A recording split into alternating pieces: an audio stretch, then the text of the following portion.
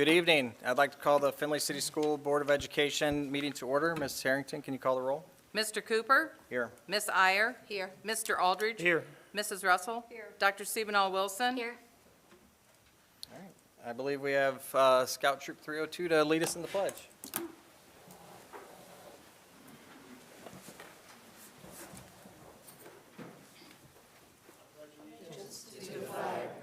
United States of America, and to the republic for which it stands, one nation, under God, indivisible, with liberty and justice for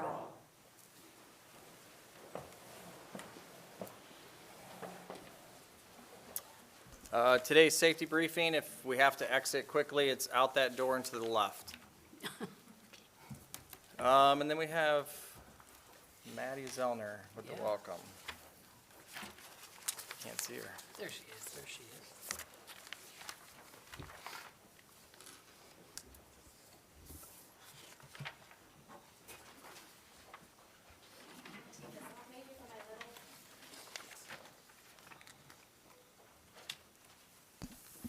Thank you. My name is Maddie Zellner, and I'm in my first year as principal of Northview Primary. I'm excited to share some celebrations with you and some updates. Thank you for being patient. I'll talk fast, and then it's your turn to take over. This year, we have Reading United with Northview, the RUN program, and we have been able to provide over 1,500 mentoring sessions to students at Northview just in our first session, which just concluded right before Thanksgiving. We have been awarded the Yellow School Bus Grant, and our entire school is going to go see Frosty at the Marathon Center next week. We are working on rolling out our school-wide WIG, which is recognizing positive behaviors through Trojan tokens. In October, we submitted 554 Trojan tokens. And then last but not least, I am extremely lucky to be collaborating with Lynn McCann from the state support team, which I greatly appreciate as a new principal in order to improve our building leadership team in the process. All right. That's okay. No worries. Caleb, do you want to start first? All right. Can I hold the microphone for you? Okay. Hi, my name is Caleb Schaefer, and I am a second grader in Mrs. Swatterback's classroom. I wanted to share a little about my leadership role at Northview Primary. Each morning, I am responsible for pushing the snack cart to all 20 classrooms at Northview. We are able to offer snacks to all students who do not have snack from home, thanks to many donors from Journey Church and family and friends of Northview students and staff. Thank you, Caleb. He probably has one of the most important leadership roles. We know that a fueled brain leads to elevated learning. This is Caleb's sister. Her name is? Charlotte. And she is a? Kindergarten. Her teacher is? Mrs. Powell. And Charlotte, can you tell me your favorite thing about Northview Primary? Math. All right. Can you give us some math facts you've learned so far in kindergarten? 2 + 2 = 4. Awesome. All right. What else? 5 + 5 = 10. Okay, you got one more? Just so you know, we didn't practice all these. I know one more. 1 + 2 = 3. Love your confidence. Thank you, Charlotte. And last but not least, Miss Amani. Go ahead, hon. Hi, my name is Amani, and I'm from first grade in Mrs. Baumgartner's classroom. My favorite thing about school is writing. We recently brainstormed about what foods we were going to eat at Thanksgiving. I wrote about lahori, which has chicken, sauce, and rice. This is something my dad makes that I love. My favorite thing about Northview is getting to be a leader. Thank you, Amani. If I could have brought well over 300 students, I would have, but these three were gracious enough to give us some time, so thank you. Thank you.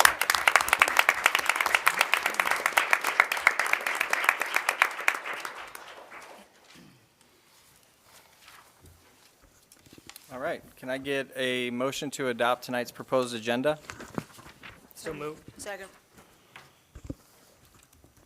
Ms. Harrington? Mr. Aldridge. Aye. Mrs. Russell. Aye. Dr. Stephen-Wilson. Aye. Ms. Iyer. Aye. Mr. Cooper. Aye.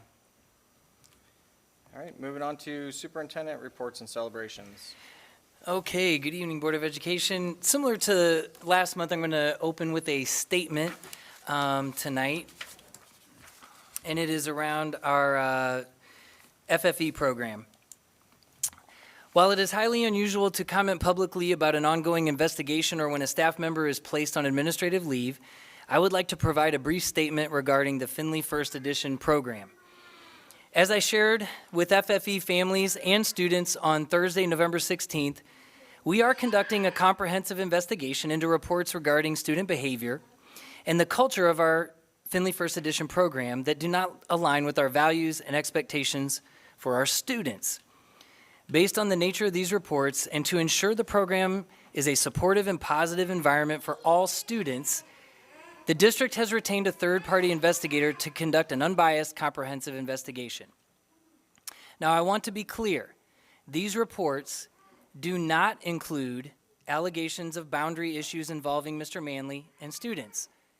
As the investigation is ongoing and out of respect to him, we are unable to provide any further information at this time. We are unable to estimate how long this process might take. FFE is a treasured program that is rich in talent and on-stage excellence. Therefore, in the meantime, our top priorities will be focusing on student well-being and belonging and working diligently to keep the season moving forward. Now, while we have to run investigations like that, we can also keep our eye on the ball with our core business, which is teaching and learning. And to open up celebrations this evening, tonight we have some very special guests with us who are we are going to celebrate and recognize for their focus, persistence, academic determination, and academic achievement. With that, I would like to introduce our Assistant Superintendent of Teaching and Learning, Mrs. Katie Abbott. Thank you, Dr. Hatton. It's with great excitement we proudly celebrate 18 students who received a perfect score on Ohio State tests during the 2022-2023 school year. Academic excellence should be celebrated. We're proud of each of you, our Trojan Scholars. Your determination and your efforts definitely paid off. This is an outstanding accomplishment, and we shall celebrate it tonight. So we would invite our students to come forward as we read your name to receive a certificate and to be congratulated by the Board of Education. We ask that after we call your name that you please remain standing up front until all names are read so that we can take a picture.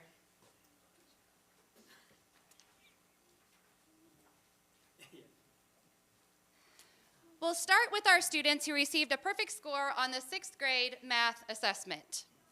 Noah Anders.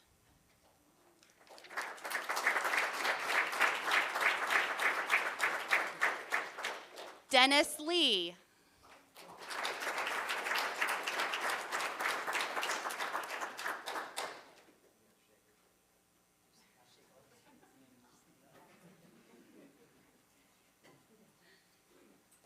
Kira Loftman.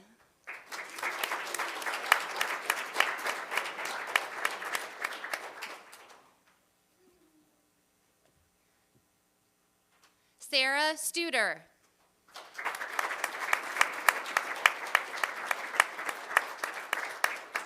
Griffin Vick.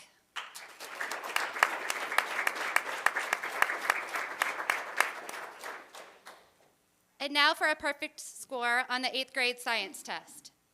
Caleb Hostetler.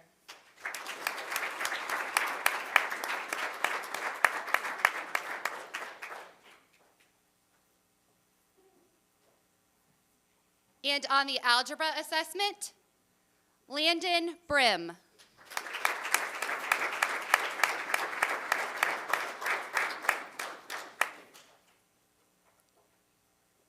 Ian Lau.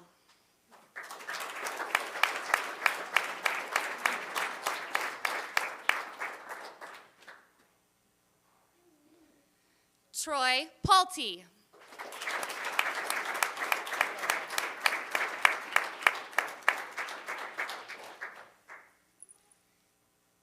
And our perfect scores on our geometry assessment. Helena, Alaska.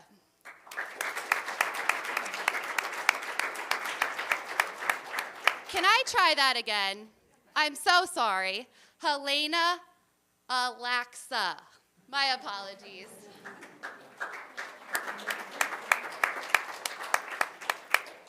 Lindsay Clark.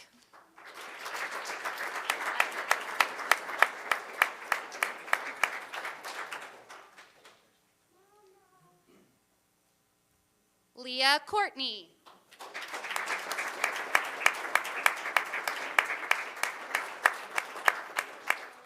Switch down. Thank you. Takiro Matsuo.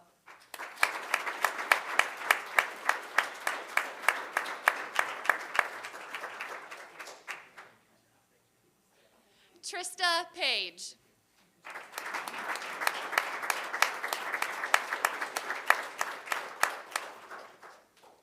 Adrian Steckschulte.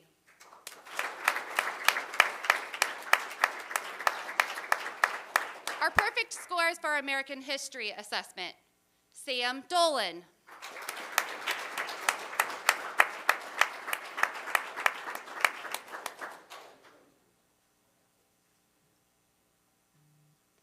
John Paul Gray.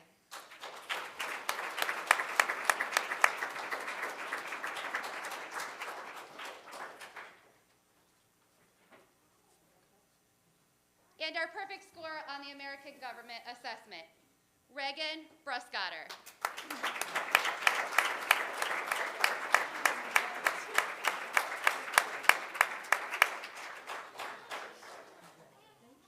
It's a challenge trying to shake hands with candy in your hand, isn't it? You all did a good work. Please join me in one more round of applause for our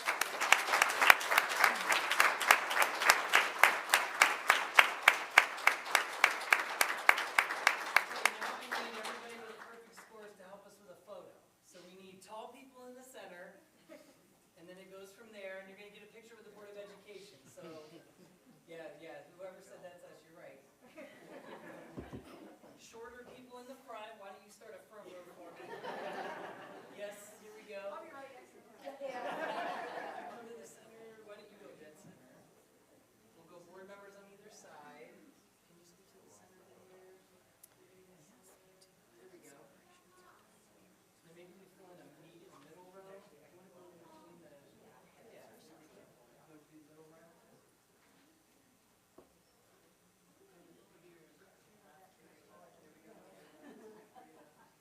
So we'll do an official picture, then we'll let parents come up and take a picture, okay?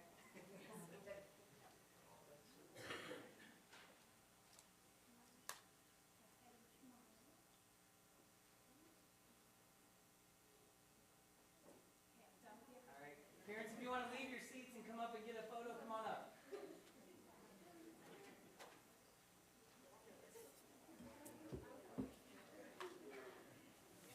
Yeah, keep smiling, everybody.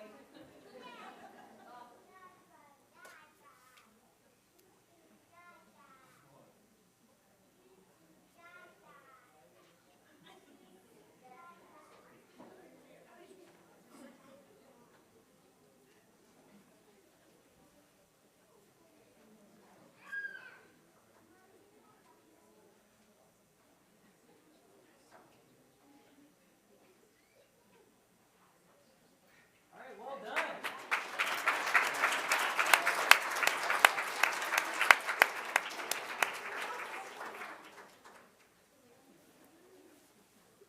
So to the families of the perfect scores, you are welcome to stay for the entirety of the board meeting. Now is a great time if you want to go celebrate, you can do that now as well. So thank you for being here. Yes.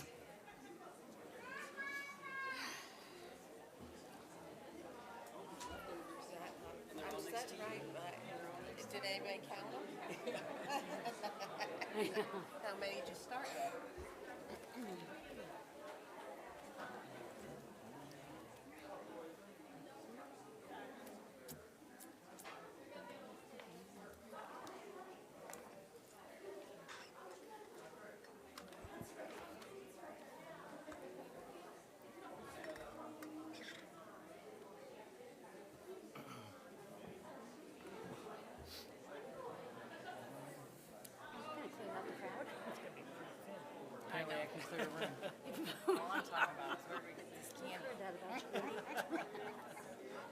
got it glued shut. Break into it. My stomach's been growling. It's normally perfect. Today, Kendra went and got first. He was a little bit less than perfect. Usually they're so awesome there. Yeah. But John, like I said, my husband's been sick and he's just had a cough. It's announced bronchitis though. You ready? And I just think, I do. I mean, I've been. Katie's gonna talk some more. Using so much hand sanitizer. Whenever they're And, you know, red because I just keep, you know, they say, best way do to your avoid thing. it. Yeah, wash it. And I just constantly, in the bathroom, between the water and first now, and the first week, so I don't have to touch them. You know what I mean? Oh, yeah. I know, and then the door. So President Cooper and the rest of the Board of Education, this evening we're going to circle back and continue our sharing of the local report card results, the celebrations, the areas of improvement, and what we're going to do to continue to improve. As a reminder, the local report card results are for the most part a snapshot in time, and we always use numerous data points to inform us of our instructional practices and our academic health. And once again, I'd like to turn it over to Katie Abbott for this presentation. Thank you.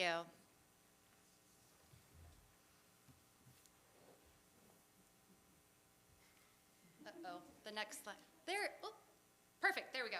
All right, so the local report card contains 6 components: achievement, progress, gap closing, graduation, early literacy, as well as college, career, workforce, and military readiness. At our October board meeting, we focused on the top 3 components, and this evening we'll be looking at the bottom 3, including graduation, early literacy, as well as that college, career, workforce, and military readiness component.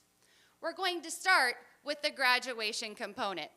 This particular component measures whether our students met the graduation requirement set forth by both the state of Ohio as well as Findlay City Schools. We received 4 out of 5 stars, which is exceeding our state standards in the graduation rate component. This again measures how many of our students met those graduation requirements on both the 4-year as well as the 5-year rate. Our 4-year and 5-year rate was above our similar district average. And just as a quick recap from our last board meeting, we know that that similar district methodology is calculated by the department, the state. And they use multiple different factors in that calculation, including things such as, or calculations such as, population density, student enrollment, socioeconomically disadvantaged students. And so it takes a look at all of those different factors and compares us to the 20 districts that are most like us. So again, we are proud of the fact that we as a district are above that average for our graduation rate. We hovered at a 95% for both the 4-year as well as the 5-year rate. Our similar district's average for the 4-year was a 92%, and for the 5-year was a 93%. The next component is the early literacy component. We earned 4 out of 5 stars on the early literacy component. This component measures the reading improvement and proficiency for our students in kindergarten through 3rd grade. In the future, we know that the state may take a look at this calculation, and we're keeping our eye to ensure that we are being proactive in looking at our student achievement as well as our gaps. So again, we'll continue to monitor those potential changes. But we're going to take a quick look at the work that we have been doing as a district within the early literacy component. First, every pre-K, preschool through 5th grade teacher is currently participating in a science of reading training, or letters. Later in the agenda, you will see that there are stipends that are included within the agenda to compensate our teachers for this work. We know that our training that we are doing exceeds what the state minimum is and the state requirement is. We know that we are training way more teachers than are required, as well as the intensity of the training that our teachers are going through. We are also, all of our students in grades kindergarten through 5th grade are receiving explicit phonics instruction. And this year, we have also embarked on the implementation of high-quality instructional materials in grades K through 5 in our English language arts content area. We appreciate the support from the Board of Education in making that work come to fruition, as well as our many staff members who are working very hard in order to implement this new resource. The final component is the college career workforce and military readiness component. You'll see that there are no stars colored in at the top of this slide, and that's because it is a component that is not yet rated. It's a report only at this point in time. However, we will be measuring it consistently beginning in the 2025 school year. So as the state continues to determine how they will calculate this particular component, we as a district will continue to be proactive in our approach in looking at these data sources and pieces. We are also very lucky as a district to have Millstream Career Center serving our students and preparing them for the future. We appreciate this opportunity to showcase the work that is happening within the teaching and learning department in our classrooms.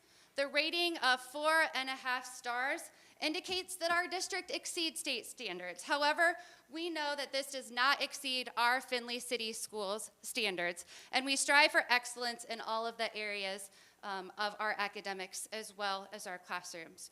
We know that where there's room for improvement and growth, there is work to be done, and we commit to continuing to do so. Thank you.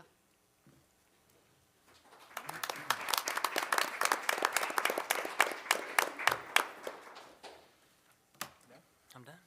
All right, moving on to treasure celebrations and donations. And we have a lengthy list tonight I'd like to read, and again, thank you to the community and for all these wonderful donations. The first donation is from the class of 1958 for $135 for FHS Library to purchase books. We have a donation from Youth Learning as Citizens Environmental Scientists for $1,250 to the Findlay City Schools Science Program.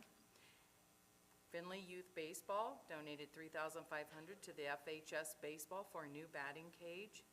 Chopin Hall donated $250 for snacks at our preschool program. Adaptco, $600 for the Thanksgiving lunch and gingerbread house project for FHS Special Education Department. That sounds good. So Veterans of Foreign Wars of Ohio Charities, $4,000 to Chamberlain Hills Veterans Lane Project. Adaptco, some new socks for Findlay High School Trojan Closet. And then we have a celebration. Millstream Career Center has been awarded funding under the Career Technical Construction Program to expand the programs for trades in the surrounding area. So we're pretty proud of that. So again, thank you for all the donations. Thank you. That's it. All right, board celebrations? I can go. Okay, from one of our newer principals, Erica Cobb, Glenwood. Number one, we had an excellent Veterans Day Assembly on November 10th where we honored 27 veterans. We had many of our Trojan teams coordinate and help make the morning a success. Example, student greeters, t-shirt for every vet, breakfast provided, videos from staff and students thanking them, band students playing as they entered, orchestra students playing while they ate, and sign language interpretation of the national anthem, student that sang the national anthem, and one committee that was put all together and spoke. It was a very special day. Number two, they had first quarter awards day for their 6th, 7th, and 8th grade students, and they were celebrated for their academic success. And again, they're trying to cut these down a little bit, so we could say more. Number three students were honored and selected by our staff for the Outstanding Leader in Me Award. They model and uphold our 7 habits expectations on a daily basis. The sixth grader is Amelia Todd. The 7th grader is Carter Teal. The 8th grader is Braden Williams. She said also, our band and orchestra put on amazing concerts that were well attended. So there were many of those. Somebody wants to go, I have to flip to the next one. Okay, I do have a few. I attended the preschool Thanksgiving feast, and I went ahead and went to the early one so I could see all the 3-year-old chaos that went on there. And there was plenty of it, and it was a lot of fun. So we did serve a lot of meals, and a lot of 3-year-olds partook into the feast, and I don't know, it was a lot of food, and they're little kids, so we'll see, but it was great fun. Also, you know, I think I say this every year at this time, the calendar is full of events, so if you're looking for something to do in December, there's all the winter sports, some have already started, some will be starting. There are music programs, there are events that are happening community-wise. I think I'm going to a strings concert at 50 North this week. There's basketball, girls has started, boys, hockey. There's just everything going on. So, you know, embrace some of these moments and some of these great opportunities to see Findlay City Schools students in action. It's a great time of year. Thanks. Thank you. I'll go ahead and finish then. This is from Millstream, and Jody Gaedo is with us tonight, and Pam Hamlin sent forward some celebrations. And just for the record, she's at Riverdale School tonight at their school board meeting. When you become the Millstream director, you inherit 14 school boards. So see, Dr. Haddon's not that bad. Just kidding, because he's got 14 of them too. There's 4 celebrations we're going to offer. First of all, Reineke Ford signed 3 auto students into their 10-week apprenticeship program. What a great opportunity for the students to get feedback from business and industry. And that's a huge program. Reineke Ford has just gone above and beyond with their preparation, and the way they're working with the schools is magnificent. Number 2, our student leadership team, in collaboration with our staff, organized a year-long Adulting 101 class that will meet the first Friday of every month. Topics include how to change a tire, how to change oil in a car, how to read your paycheck, the debate of renting versus buying a house, etc. Practical real-world adulting situations. I think I need to sign up for that class. Number 3, Shavron Kelly is finishing career assessments with middle school students and 9th graders. This position was funded through career advising dollars from the state. And this is the wonderful thing, too, that we work for years, is to get our students assessed at an earlier age, just to give them some direction. And number 4, as was mentioned already, but I'll put the number on it, we were awarded $3.4 million in Career Tech expansion funds. The project expansion will include adding a manufacturing lab and extending our robotics lab. And this is huge in the state of Ohio. I just happen to know the statistic is 59 districts applied and 35 were awarded, and Millstream was among that 35, and that's huge. That's huge. So that's for me. All right. I'm going to go because you guys steal them all the time. That's okay. All right. I understand. All right. I want to celebrate Millstream and their 5-star. I thought you hit that. You know what? I didn't say that. I know, that's why I got it. Yeah, thank you. Thanks. Yeah, my back. Pretty awesome accomplishment. And then also the Veterans Day programs across the district were amazing. I did attend Chamberlain Hills, and that was, like always, a great program and celebrating our veterans. And then also Donnell is wrapping up Clothe the Child and getting the end of the year stuff taken care of, as we all are. So I'll let you guys take the rest, but I wanted to get those off before you got them. Well, I can go next, and we'll Yep. just go down the Yep. line. First, I'd like to start off with Mr. Mansfield at Bigelow Hill. Would like to celebrate. They held their quarterly celebrations at the end of October, where they recognized students with all A's on the AB honor roll, and students with 95% or higher attendance rate for the first quarter. They are excited that as a building, Bigelow Hill students averaged 95% attendance rate for the first quarter, which is huge. So great job to them. Also, they will have their family literacy night coming up on December 7th, and they are looking forward to a great night with their families. And lastly, for Bigelow Hill, their Trojan teams are up and running. They had their first meeting the week prior to the break, and students and staff were able to synergize together and make plans for their Trojan teams going forward. On a personal note, I attended the high school Pops Orchestra concert. The students have such an incredible talent, and amazing to watch them perform. I'd like to thank Mr. Pressel and Mr. Sheets for their time and commitment to such a great program. It's so great to see the students. Also, like Mr. Cooper and the rest of us, attended the Veterans Day celebration at Chamberlain Hill. It was incredible to see all the veterans there, and they really do a great job for celebrating the veterans. And I know not only Chamberlain Hill, but all across our school district, our schools put on such a great program to really celebrate our veterans and what they've sacrificed for us. So was great to be a part of that. And that is all. Okay. To Troop 302, thank you very much for leading us in the Pledge of Allegiance.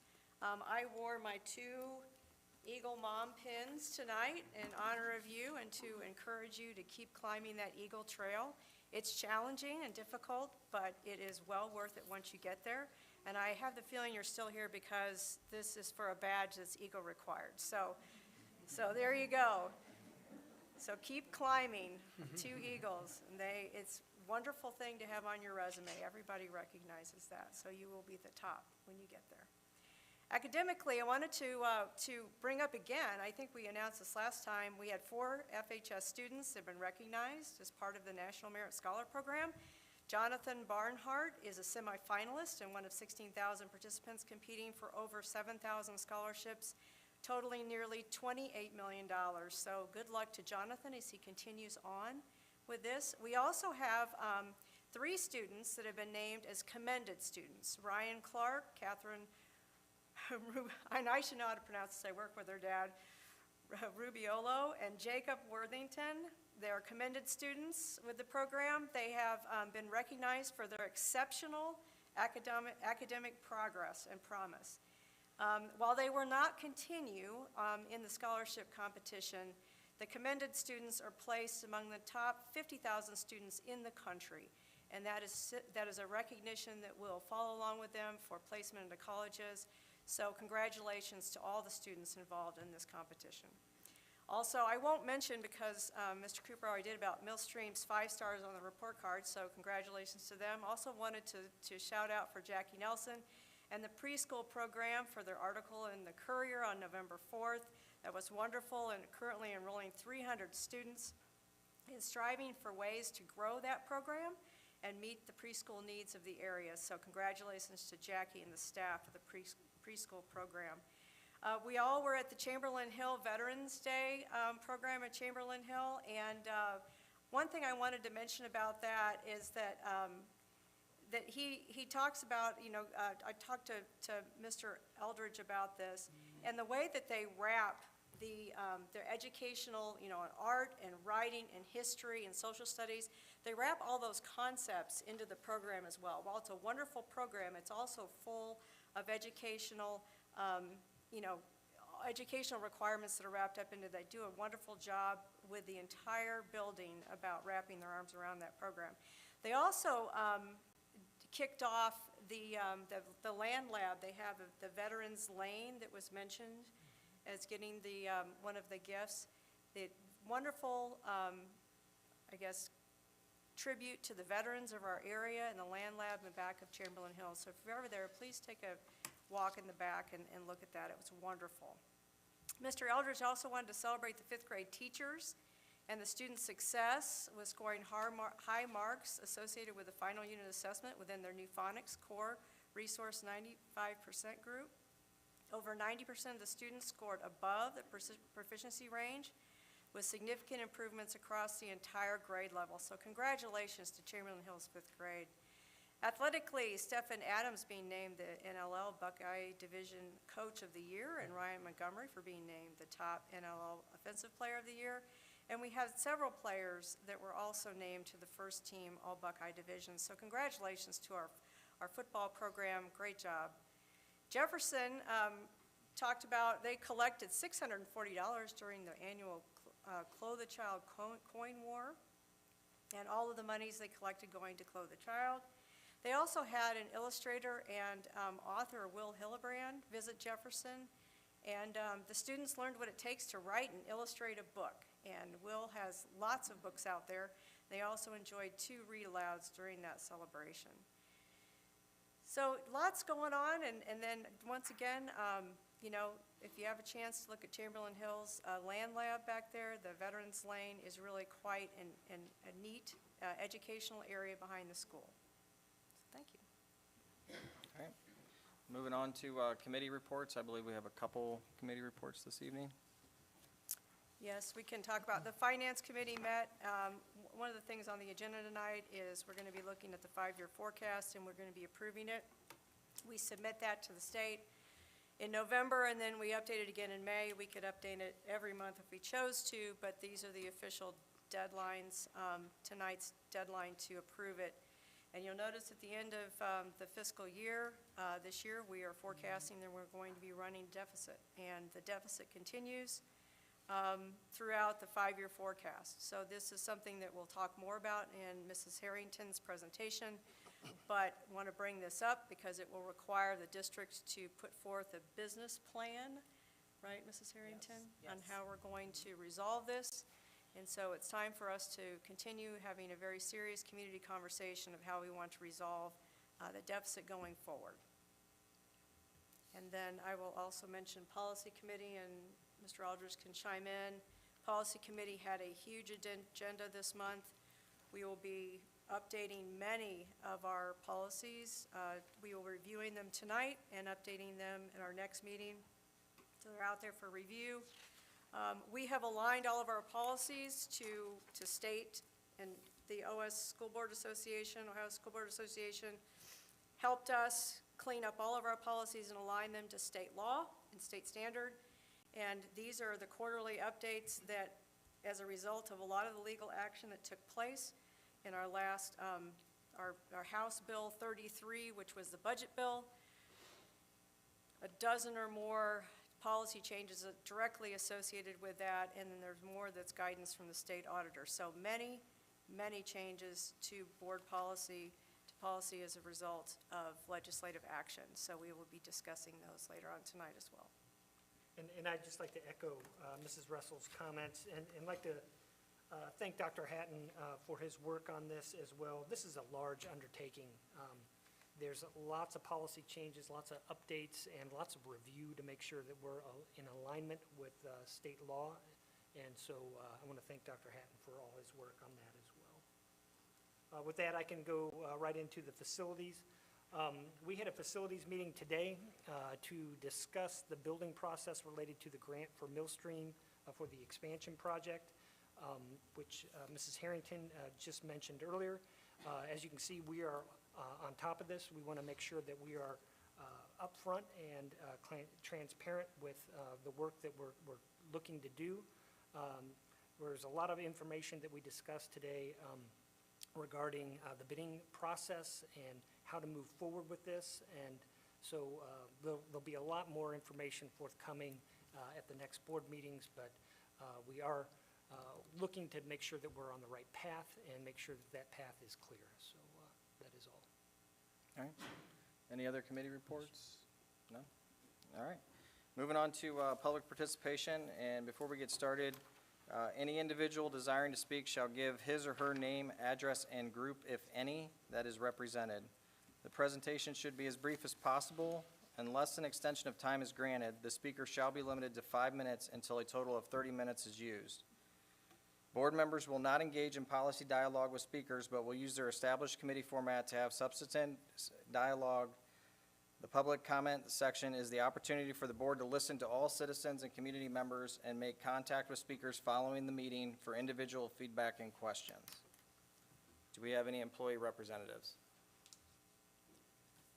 Do you want us to move this up there? Do you want to move? Can we move that? Or do you want to speak over there? Oh, yeah, we can center it. Yeah, we can center it.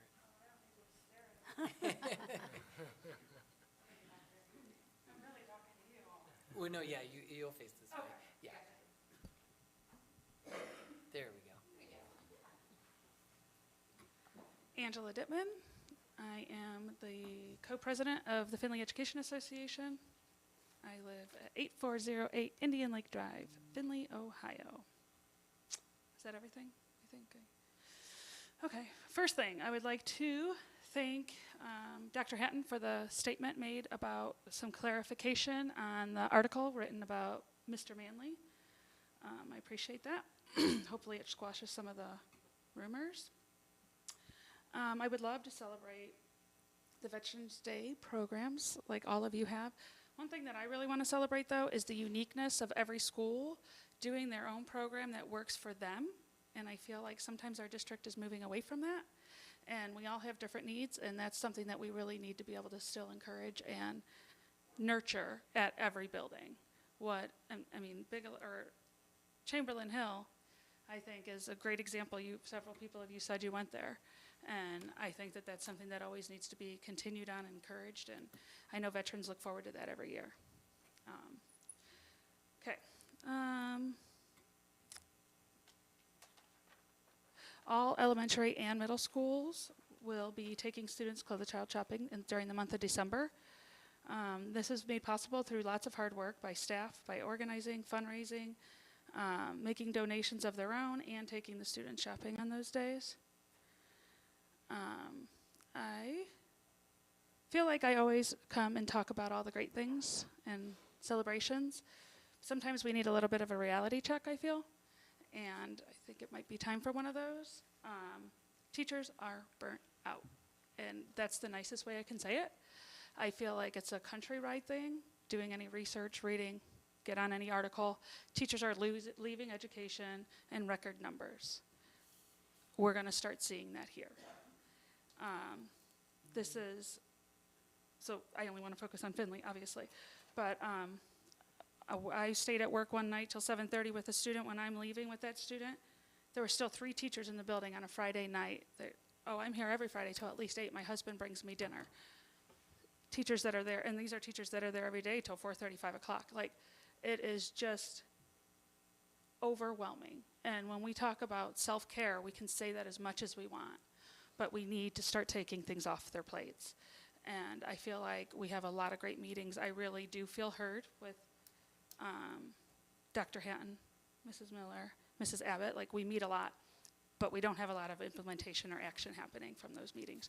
And it is time to do something. Some of these problems are immediate, and I'm more than happy to meet in executive session or another time to discuss it. I'm not going to go into it here, but some of these things are immediate concerns that might need a quick short-term solution till we can really get it figured out. But we need to be doing what's best for students and teachers, and I feel like that has always been our direction that we've headed, and I want to continue that way. And I appreciate you listening. Thanks.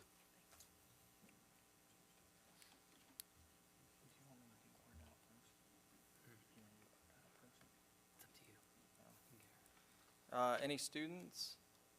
No? All right, parents or public? Dr. Patterson? Okay. And then I believe we have a guest here from ODOT.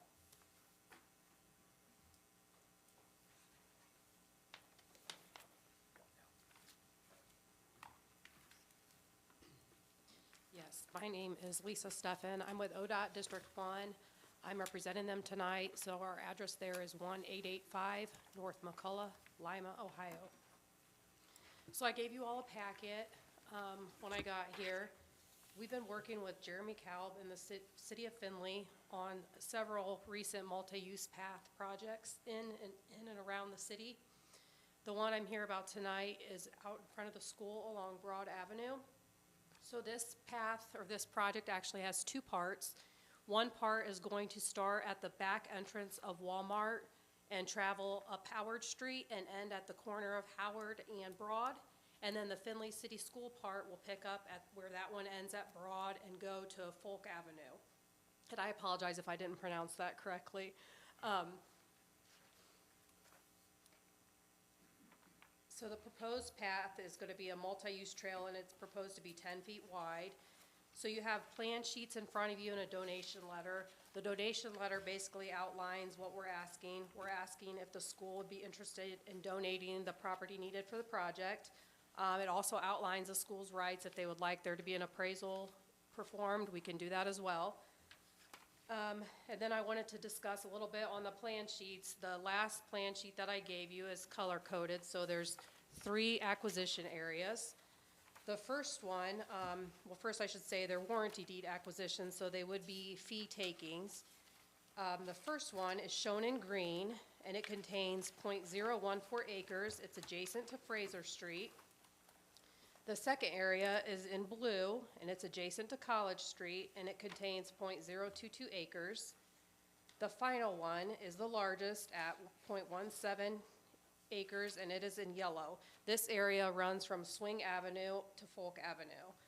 As you can see, the path will bump out slightly at the drives. This is done for safety reasons, to give a little more clearance for turns and things like that. And then the reason for the larger bump out near Folk is there's several, I guess it's alignment of future paths they have possibly in the works of how they would line up. And also there's several utilities in that area that will be difficult to move. So they bump the path a little bit further to the west at that location. So the total of the 3 acquisition areas is 0.206 acres. The projected dates for the construction is July of 2024 and finishing around November of 2024. Now, those are projected. They can change, the dates can move. That's just what we have as of right now. That's really all I have, unless there's any questions. I don't know if the board needs to discuss in executive session the donation, or if I could come back to the December meeting or meet another time. Clearly, we will have to discuss, but I have a couple questions. So because I just now, first time ever seeing this, okay? So help me understand, I'm looking at the green and the blue and the yellow, okay? Yes. And so if this property is donated to ODOT, it's an ODOT? Yeah, with the city of Findlay. The city of Findlay, It would yes. be the city of Findlay? Yes. Okay. So who maintains those pieces of land then? The WD area would be the right-of-way for the city of Findlay. City of Findlay? Yeah, Okay. yes. The school would no longer own those portions in fee. Okay.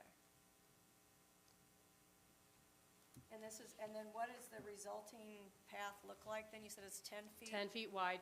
So you can kind of see that plan sheets are kind of difficult, but where the existing sidewalk is, the path, that's kind of where the path's going to start, and then it's going to go toward Broad Avenue. You know, the 10 feet will go from where the back of the sidewalk is now towards Broad, in most of the locations, except with the exception of where it bumps out further to the north. So will there be any easement then between the walkway and the road? It's all, it would be all owned All in in fee. one? Mhm. So it's literally adjacent to the road and extending kind of into what is our property now? Okay. Yeah. And then is it going to be marked for like two-way traffic on those, or is it just 10 feet of? I do not know, but I can find that out and let you know. I can email the board and check on that. I'm just Most of the curious time what's they are, but I can't say specifically. I'm not 100% sure on that. So the idea is to have, and trust me, I tried to ride east to west in Findlay on my bike, and it was one of the scariest events of my life. So having the ability to do that on a bike safely is a very important thing for me personally, and something I think that I would want for my family as well, if I still had young kids here. So it would originate essentially at Walmart, and at this point, you're just trying to get it to Folk. Yes. And is the plan, the future plan going from Folk then further east? Yes. I talked to Jeremy Kalb earlier today, and he said possibly tying into the University of Findlay down Folk in the future. There's a lot of different trail projects going on. I know Greenway Trail, and there's some out to the reservoir, things like that right now.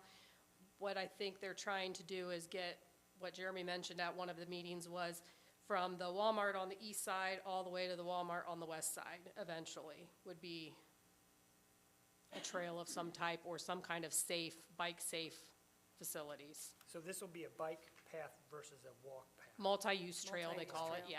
So it's anything bike, except walk- motorized, yeah, right? Yes, non-motorized, yes.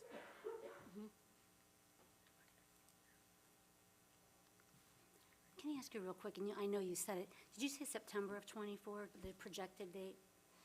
No, it would start in July of '24 and be finished around November of '24. Okay, thank you. But that doesn't necessarily mean just this section. They maybe, with school, I would assume they would try to do the school portion when school wasn't in session, and then maybe do the other part later. I'm just speaking from common sense standpoint, so I guess I can't always say exactly what will happen, but. Thank Yeah. you. When does ODOT or the city of Findlay expect a decision from the board on whether we're going to donate the land or not? We have to, our right-of-way authorization date is February. So we would like the board to move as quickly as possible. And then I want to circle back to something that Susan said about if we donate it, it's no longer ours. I just want to clarify, maintenance of the path and the area around it, that becomes solely the city of Findlay's? That was my understanding, and that is something I will double check with Jeremy on tomorrow, and I will send an email I could get your information on the website. Is that okay? Yeah. Okay. But that was my understanding from my conversation with him earlier today. And correct me if I'm wrong, though, I think I did hear a little bit about this project that they were doing with the rail line underneath Yes. the interstate. Mm-hmm. Does that give the school district the ability to ask for trees to be planted? I don't know on that. I will check on that also. Okay. One last question. Mhm. The existing walkway that we have in place now, will that stay in place? No, they will remove that. They remove that and put in a whole new path.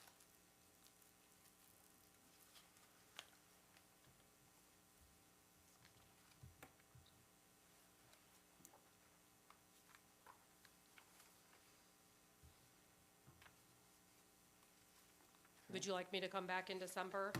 Yeah, I think that'd be best. Okay, thank you. I appreciate it. Thank you. No other public?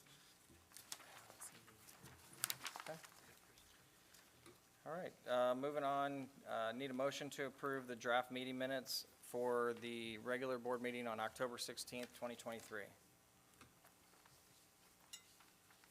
So moved. Second. Any discussion? Ms. Harrington? Ms. Iyer? Aye. Dr. Stephen O. Wilson? Aye. Mr. Aldridge? Aye. Mrs. Russell? Aye. Mr. Cooper? Aye. All right. Need a motion to approve the Assistant Superintendent of Personnel and HR consent items? So moved. Second? Any discussion on that? Do you have anything on that? Nope. No, it's pretty straightforward. Call it. Mrs. Russell? Aye. Mr. Aldridge? Aye. Dr. Stephen O. Wilson? Aye. Mr. Cooper? Aye. Ms. Iyer? Aye. Moving to approve the Assistant Superintendent of Teaching and Learning consent items. Can I get a motion? So moved. Second? Any discussion on those? Just wanted to ask a question. So this lunch bunch group, this is a new thing, right, this year? Yes. And could you just talk a little bit about it? Because I know there's some great stuff going on there, and I would like everybody to hear the benefits of this lunch bunch program. Yeah, so it is in our three, at Northview, Jefferson, and Whittier, our three K-2 buildings. It's funded through the STIC grant, and it's where mentors will be coming in 2 times a month to meet with students, to eat lunch, and then to read a textbook, as well as do an activity. So the mentors will be serving for all 3 grade levels when they are there. So a huge commitment by our mentors from our community coming in to help serve our students. And this is in addition to the RUN program, which is different, but same basic purpose, right? Because we have RUN participants also on our list tonight. Yes. So why don't you enlighten us on the RUN program as well? So the RUN program is, still here, would you take off? Would you share a little bit more about the RUN program, if you don't mind? Yeah, absolutely. The RUN program is run by Jim and Leanne Smarkle, and what we did in the first semester was each grade level targeted specific areas of phonics, and it was a one-on-one session. All 3 of our grade levels took place.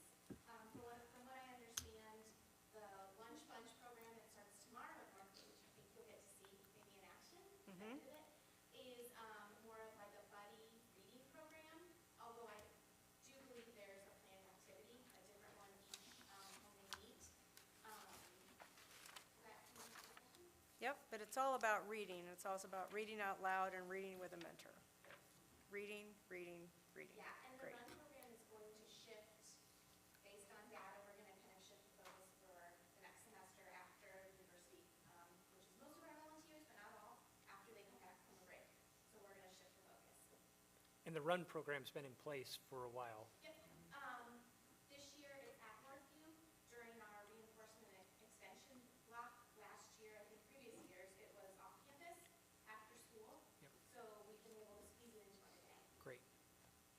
I'll be early so I can see a little bit of that. You've got some really great folks that are volunteering to do these activities, so it's wonderful to see. Yes, great community involvement here. All right, any other discussion? Ms. Harrington? Ms. Iyer? Aye. Mr. Aldridge? Aye. Mrs. Russell? Aye. Dr. Stephen O. Wilson? Aye. Mr. Cooper? Aye. Any comments and questions from board members? All right. I just have one quick one. Actually, I wanted to send a shout out and a thank you to Dr. Hatton, who a couple of weeks ago spoke at Career Technical Education Stakeholders meeting that I think, Jody, you were there, and he represented 3 new superintendents from the area, one of which was a comprehensive, compact lead school, which that's very rare in the state, and that's something that he's really stepped up to.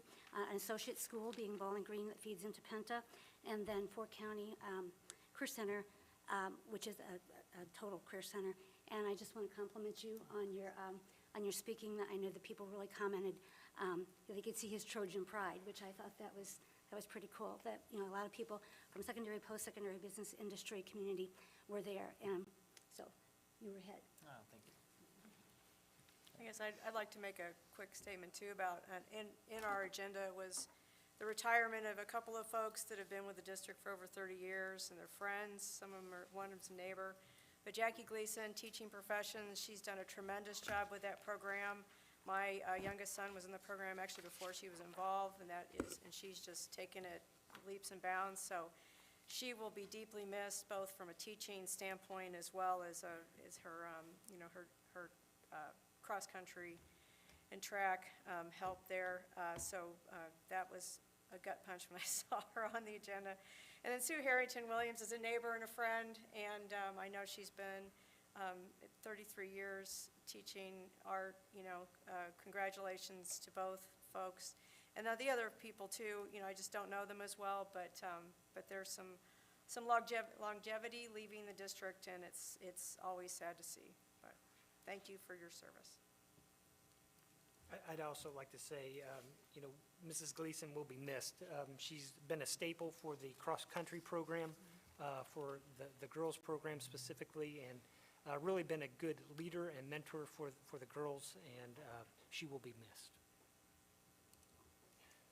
All right, any other comments or questions? No? Treasurer, financial reports, and 5-year forecast. Okay, we'll start out with just a quick review of our financials for the month. If you we do not have copies tonight because we're trying to save on paper, but they are available on our website, and if you would like a copy, please stop by and see me afterwards, and I'll get you a copy. So our monthly financials, we had a nice meet. We get together and go over some things like account budget transfers, because we're required by Ohio Revised Code, if we transfer funds from one place to another, that we get board approval. So we'll be asking, this will all be one vote tonight. It'll be our monthly financials and our forecast. We did go over some new dental vision plans, some assured partner recommendation rate increases, Sun Life stop loss renewal. The Treasurer's Office has been undergoing for about 18 months a reorganization to kind of do some things, to kind of make things better. We want to be more customer friendly and community friendly so that people can call and ask us questions.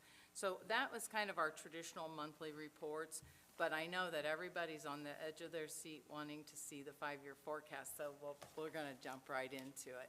Now, I apologize for reading it a little bit tonight because I tend to get a little chatty if I don't, so I'm going to try to stick to the script, but I just kind of wanted, since there's so many new people here, maybe we would explain to what a 5-year forecast is and why we do it. So, a short introduction. The financial forecast is a financial management tool that presents estimated information based on past, current, and projected financial conditions.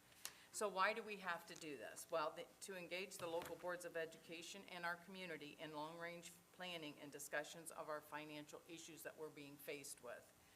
To serve as, and it also is to serve as determining the school's ability to be able to sign what's called a 412 certificate, which is a requirement from Ohio Revised Code, stating that we can have enough, we have enough funds to pay the bills that we are entering into in contracts.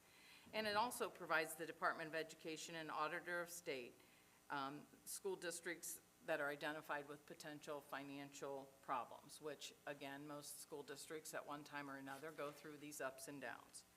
So, next slide. Oh, they already went. Okay, so in '24, the revenue is forecast at $63.1 million to come in and $63.8 million going out.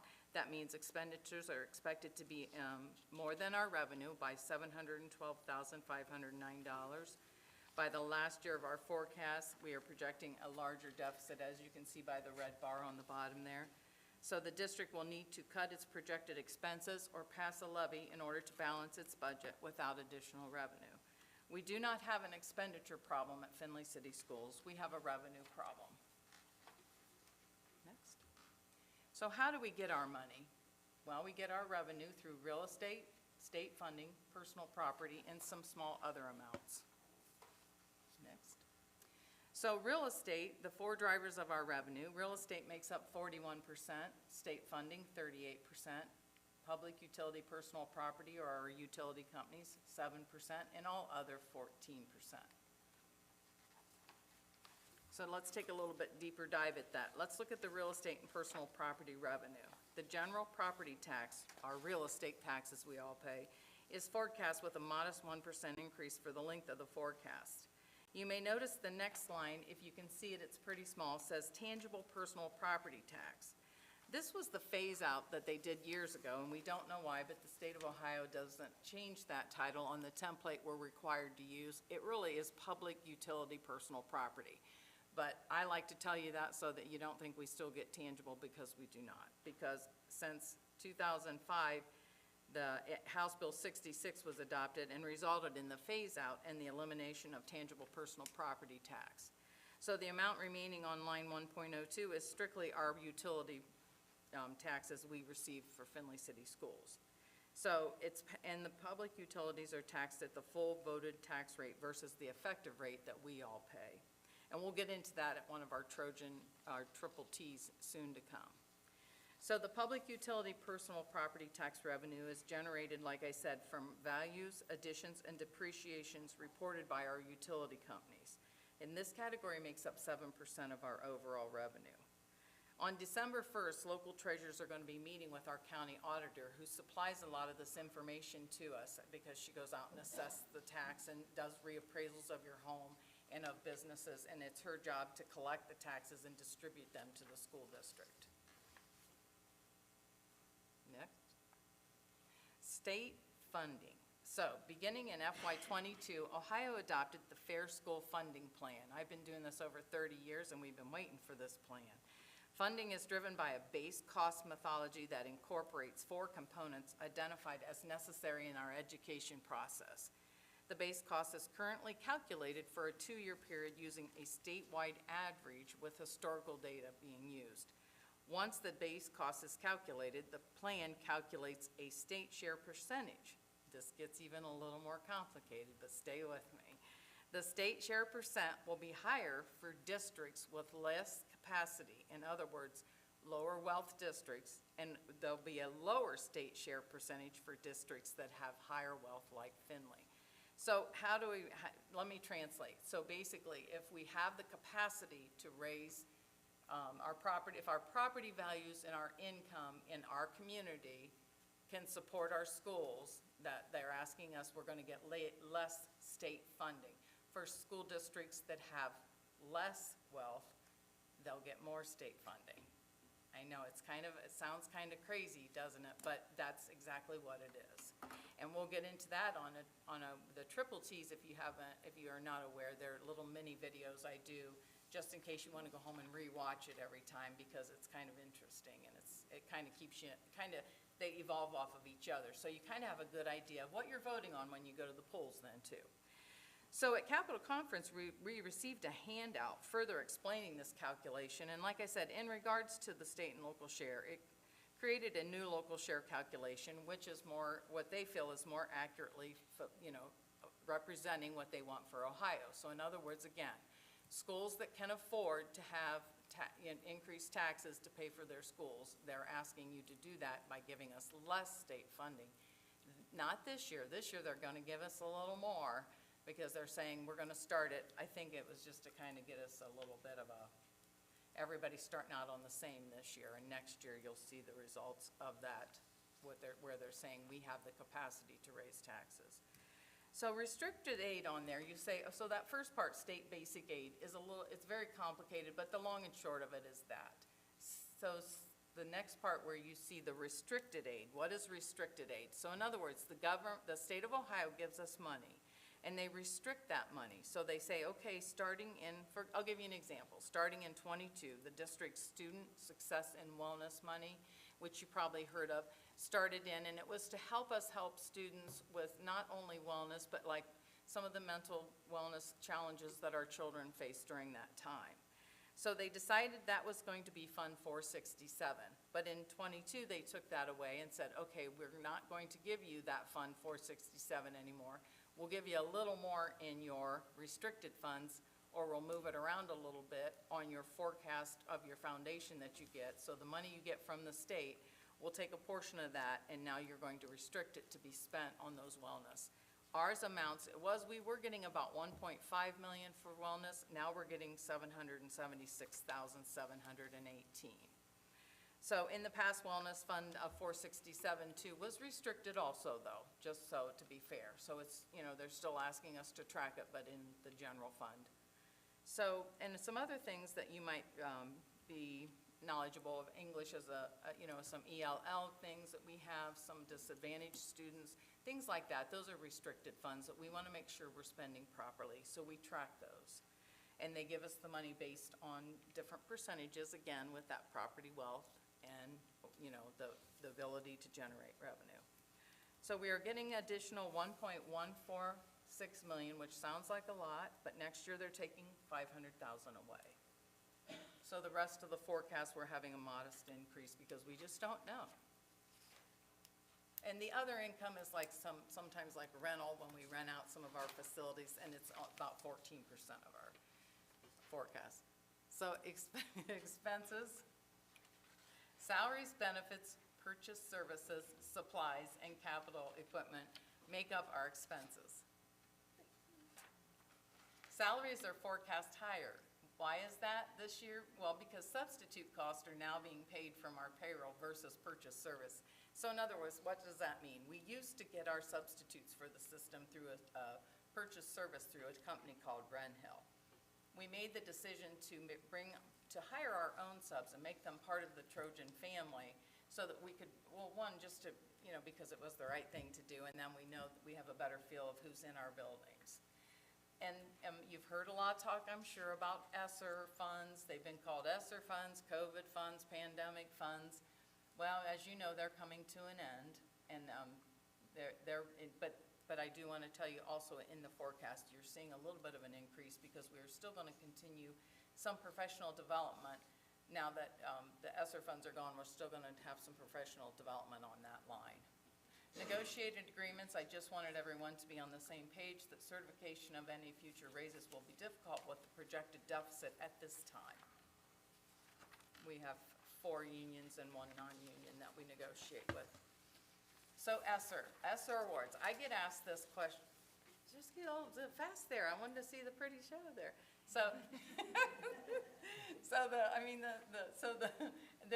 we have lots of ESSER funds that we received from March of 2020. Okay, so the total, hit it, Justin. One click. $14,435,592. Sounds like a lot of money, right? But we have a almost $70 million general fund budget. That's just one fund that we maintain at the school. So $14 million, we are very grateful for these funds. Next. However, I do want you to be aware, these are the things we said we were going to do. These are the things that we did do. There were acceptable uses tied to those ESSER funds. And so in other words, they said, yes, we're going to give you this money, and it's to help you through the pandemic, but there are qualifying expenditures that you must use the funds for. And so they said there'll be a little bit of monitoring of it, but not much. But we knew that that probably might not be true, so we did get audited on it, and Findlay's audit was perfectly clean. We did spend the money on the things that we were allowed to. In other words, they're saying it was those funds were designed to help our children come back from being home and to help with some, you know, at one point in time, we had to help with some of the kids to have internet at home with some of the funds. Each one of those ESSER categories had specific qualifying expenditures. In other words, they said, this is what you can spend this for, and this is what you can spend that for. So, and we did. We did a nice job. Next. So what do we have left? Because we have until September of '24, which sounds like a long time away, but it's already almost Christmas. So we have 1.9 million left. So we have budgeted for some salaries, some benefits, and to finish off some purchase services that we've committed to. So remember, this is all going to be finished, gone September of '24, which is fiscal year '25, which I know is kind of crazy. Next. So you hear a lot on TV about, oh, the fiscal cliff, what is that? Well, there's a couple articles here, and like I said, this website, this presentation is on our website for you to review and maybe spend some time looking at, and feel free to reach out any questions you might have from me. My email's available on there at pharrington@fcs.org at any time. I try to get them answered in a timely fashion. But this page particularly is very important because it is truly real. When they first started talking about the fiscal cliff, I'm like, really? Boy, that sounds, you know, but it truly is, because what this money did was allowed us to stay off the ballot for 3 extra years by pushing down the road, by having those funds to do what we needed to do. So let's break down some of these costs. Benefits. So benefits, what are benefits for employees' retirement and insurance? So benefits are not just medical, dental, eye, vision, things like that. There are also some tuition reimbursement. There's also some medical reimbursement, STRS retirements, things like that. So we've budgeted about a 3%, 3.5 overall up for this year, and 5% increase overall for the remainder of the forecast. And again, like I said, if you want to see the actual forecast, just the forecast, it's available on our website too, to make it a little bit easier to read. So benefits have always been pretty much tied to the salaries when you think about, so if your salaries are a certain amount and your STRS and SERS are required programs that you're in a school, they're 14%, so we kind of tie them together. Purchase services expenses are running a little bit higher in this category due to higher maintenance expenses. So we've forecast about a 3.5% increase. Why is that? Well, we did, just for example, we had an asphalt project done that came in 26% higher than a year ago. Because, you know, if you go to the store right now and if you're buying any groceries, I think you all can relate how much more it costs. Those same increases we're feeling in the schools with any of the projects that we're doing for just even light bulbs and maintenance and, you know, just things that we need, cleaning supplies, all that stuff. Supplies are basically consumables like we buy for the kids. They do pay a little bit for fees. But I will say our buildings are doing a fantastic job of keeping these down this first quarter. We did allow for a 5% increase throughout the forecast, but really for the prices that have went up, I think our buildings are doing an outstanding job of trying to maintain those costs and be very conservative and order in large quantities together. So where does that leave us? You know, you kind of, when you see these large numbers, I know it's sometimes hard to understand. We're going to be ending with $13 million. So $13 million in June of '24 is our projected. And so think of it like this, because it does sound like a lot of money, but payroll is about $2.4 million with benefits included twice a month. So we receive our bulk of our revenue when we pay our taxes, right? So a lot of our money comes from when we get our taxes and our state foundation from the governor's office. So we get those in February and in July or August. So we have to make that money stretch.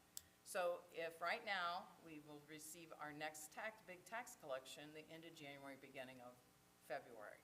So we have one more in November, 2.4, 2 in December, and 2 in January. So, you know, so you think that's just for our salary and benefits, because we are a service-oriented entity. So the bulk of our money is for salaries and benefits. Yes, it is.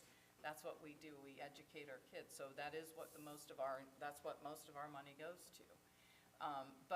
So that's why it sounds like a large amount of money. When I first started, I thought, man, that's a lot of money. But not when you break it down and you really look at what it basically becomes a cash flow, cash flow situation.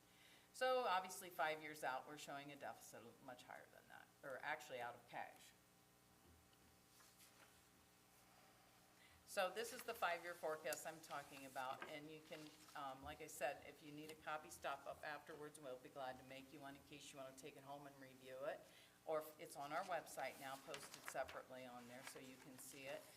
It's very interesting once you start really following it, and as I'm sure the board's all learning more and more about it, as I talk about it all the time, and try to encourage people to ask questions, because I think you learn by asking questions, right? So the next slide is interesting. It shows, so how do you think, how do we measure how we're doing financially in a school? How can you tell? Are we spending our money wisely? What are we doing? Well, you do true days cash. So in other words, how many days can we go if, let's say, we receive no more money, and that's how we had an economic downturn in 2009, and they said no more cash for a while. We could have your children at school for 77 more days this year. The next year, 50, and then 15. And that means basically that's true days cash, meaning that's how many days we can operate without receiving any new revenue. So that is how we gauge our performance and our fiscal health, is by measuring that. Now just go slow, Justin. Okay, now, click. What's next and what can we do? We're going to tighten our budgets and we're going to go for a levy. Next. So inflation, as well as the transition off of ESSER funds, will lead to a growing deficit. That's just, we've been talking about this for about 6 months now, well, probably longer. A new levy and/or possible cuts will need to be considered in the near future.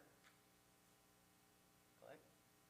So what can we do? We've been tossing around a couple different ideas, along with, we do cost containment all the time. Dr. Hatton's always coming to me saying, I think we can save money here, and he's not even been here that long. And so income tax versus a property tax. There's been a lot of talk, a lot of questions. What's the difference? Income tax, we're going to educate our public on that. We're just starting our talks on it, but we want to get it out there to say there are a couple options. There's a couple different types of things that we can do. Next. So, I do love this slide. So, just to kind of review and kind of give me my little summary. So, the Board of Education you've trusted them to provide students with the best educational possible with the resources that we have. So our primary consideration in developing this plan has been to minimize the negative impact that it has on our kids. So with the budget swings and the pandemic and the negative impact of the pandemic, priority still continues to be given to not impact our student program availability and quality any more than is absolutely necessary. So Superintendent Dr. Hatton, Assistant Superintendent Krista Miller, Assistant Superintendent Katie Abbott, and all the administration, along with our board, have reviewed cost-cutting measures and will continue to review ways for us to cut cost for our district, but we don't want to harm our students. We are good stewards of the taxpayer dollars and have used the ESSER funds wisely to keep us off the ballot as long as possible. We are starting talks about the amount, timing, and type of levy to put on the ballot in the near future to keep the district moving forward and a district where every student meets their utmost potential. Do you have any questions? Ms. Harrington. Don't always, yes. One clarification, I should have caught this earlier today, and it's my mistake. On the second to last slide, I think two of the ideas that have been kicked around would be an earned income tax Yes. versus a Yes. property tax, right? Yeah. And what's the difference there? The income tax, so when an earned income tax versus the property. The earned income is obvious, earned income is just those people that are making or having earnings. Right. And the property taxes, the traditional property tax is what we've had here in the past. Yeah, there's another component that you haven't mentioned that I wanted to bring up. Property taxes, because the state of Ohio passed House Bill 920. House Bill 920, if you don't know what it is, Google it. Okay, we are the only state in the nation that has anything like House Bill 920. House Bill 920 keeps the amount of property tax across the district flat. The last new tax we had was in 2004, which means we are supporting the district with 2004 income, flat. So the valuation, all of our properties, I mean, you own a house, you've seen the value of your property go up, most likely, okay, over the last several years in particular. But the amount of money that we collect from those taxes is flat. It doesn't go up. It's not allowed to rise. It actually, as the values of the properties go up, this House Bill 920 kicks in and flattens the money that the districts get all across the state of Ohio from that. Now, with every government their spirit is good, but what happens is typically not what they expected, and this is not good. They wanted school districts to have to go back to their taxpayers and ask for money on a periodic basis to, it's basically a community conversation to say, this is what we're doing, and this is why we need more funding. And, that sounds great and everything, but we're in some we have to pay inflationary costs, increases on all of our supplies. And up to this point, we've been doing a great job of maintaining, because it's lower inflationary times. We were able to pinch and work things out, but that's, high inflation's just got us, because our income is not growing with inflation at all. And it's very clear, as soon as the ESSER funds run out, you're going to see it, and we're going to have to come back to the taxpayers and say, we need help. And now that they've changed, the state has also changed the way they calculate the local share, which I hope doesn't change, but it's government, so who knows. But right now, we're on this path, and it's a good path, we like it, where it's very clear that they're using both the property taxes and the community's ability to earn income as a estimate of what the community is able to afford locally. And then the state gives money on top of that.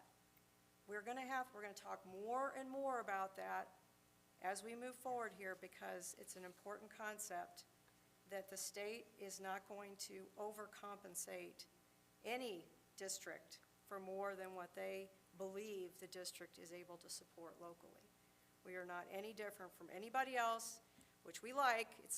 There's no magic this time in the formula that they're using, but we are obligated to provide public schools for our students. And as a community, we need to lock arms and figure out how we're going to do that. So we'll be talking a lot more about that. And the triple Ts, we try to make them a little lighthearted, but they are going to have a lot of information on how this works. What was the original intent for House Bill 920 ended up not really coming, it was designed as unconstitutional. There's a whole bunch of things that went into this. That is said for 25 years they've been discussing how to replace it. The school funding mechanism, and they've come up with this new plan, and I believe it's passing the constitutionality test. But this is what they're moving forward with. It is a good plan, but it's going to require us, regardless, with House Bill 920 in place, and it is in place, and there's no discussion of removing it, we're going to be talking to the community about how we move forward. Because we can't cut ourselves out of this problem. It's just not going to happen. So we want a good school. We want a quality school. We want to teach our kids. We want to educate our community so that they can be successful into the future. And in order to do that, we need to fund schools. So we're going to talk about it. And we've done a lot of work in the past as well with the right sizing of our district with Lincoln and Jacob. So we have done a lot of work with trying to make sure that we've got every opportunity that we could possibly have to make sure that we've right-sized it to where we can possibly push off having to go for additional money as long as we can. And we're to that point now. Anything else? I would just like to say, I don't want this to be a surprise for the community. I think in the past, we've kind of rushed. This isn't something that I would want to, we need to have some open and honest dialogue about the different options. Certainly, we've all taken a look at cost containment and obviously doing the right thing since COVID. In 2020, we went to the ballot, and as Ms. Harrington said, ESSER funding got us through till now. And the reality is we have to remain competitive. And that means for our staff, our teachers. And so we have to really be mindful of what we're doing with the community, make sure we're open and honest with it, and really have a good, deep discussion about it, but certainly not rush this onto the ballot anytime soon.